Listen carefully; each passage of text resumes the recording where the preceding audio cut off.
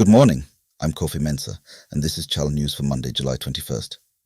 This morning, containers are falling off trucks and killing people, and Parliament wants to know why nobody's been held accountable. The Cedi is sliding, your gas bill is climbing, and the Sahel just had its deadliest attack of the year. A lot to get through. Let's go. MPs stormed Parliament's floor on Sunday, demanding answers about something that should not still be happening. Containers slipping off low-bed trailers and killing people on Ghana's roads. NDC MP Bright Asamoah called it a national safety crisis.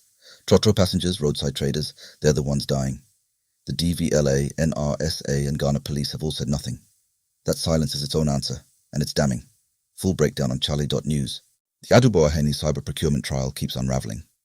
On Sunday, the prosecution's own ECOWAS investigator admitted he never contacted anyone at National Security, and there's no complainant on record. This follows the AG already failing to produce key evidence. When the state's witness undermines the state's case, you have to ask, what exactly is this prosecution built on? Following the death of Yana Abukari Mahama II last week, President Mahama has assured the country that the Dagbon succession will be peaceful. He's pointing to the kingdom's unanimously adopted constitution, secured by the late Yana himself, as the institutional guardrail. The formal succession process hasn't started yet. Everybody's watching. West Africa has a new bloc leader. Senegal's Bassirou Diomaye Faye, just 46 years old, was elected ECOWAS chairman at the bloc's 69th ordinary session in Freetown. Ghana's Foreign Minister Ablakwa has already pledged Accra's full support, a generational shift at the top of the region's most important institution. The Sahel crisis has hit a devastating new milestone. More than 50 Malian soldiers and Russian fighters were killed in a single ambush near Anafis on Saturday, the deadliest attack of 2026. Al-Qaeda-linked JNIM and Tuareg separatists jointly claimed it. Let that sink in. This is happening at Ghana's northern doorstep. On the money side, the Houthis have declared a maritime embargo on Saudi Arabia and are closing the al-Mandab Strait. That's one of the world's critical oil corridors. Ghana imports Middle East crude. The Cedi is already under pressure, and another fuel price spike could be coming.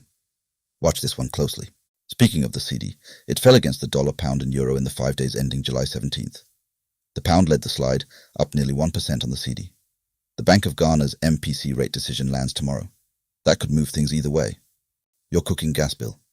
Up to 18% of what you pay at the pump is taxes, not gas taxes. The Chamber of Oil Marketing Companies is demanding those levies be scrapped, and their board chairman warned at GIPCON 2026 that another price hike is already on the way. The falling Cedi isn't helping. This one hits every household. Here's a story that'll stay with you. Only one of the 26 doctors posted to the Upper East region this year agreed to work outside Bolgatanga. One. So the people of Paga collected GHS 20,000 from their own pockets and gave it to her, and pledged another 10,000 to fix her consulting rooms. A community doing what the government couldn't. District assemblies are spending 22 million Ghanaian cedis to collect 10 million Ghanaian cedis in taxes. That's a 12 million Ghanaian cedis net loss, flagged by the Auditor General across 5 years of reports. Not one assembly has been sanctioned 5 years. Zero consequences. Full breakdown on chale.news. Parliament votes today on a $331 million World Bank deal, the STARR-J project, to upgrade senior high school infrastructure. Classrooms, dormitories, facilities. Cabinet approved it. Now it needs ratification.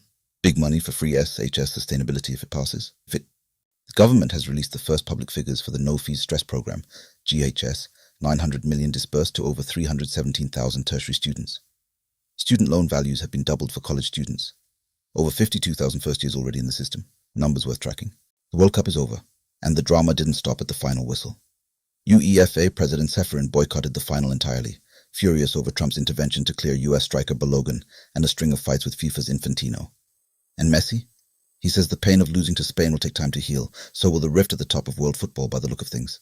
The Black Queens drew 0-0 with Tanzania in a pre-WAFCON friendly in Casablanca.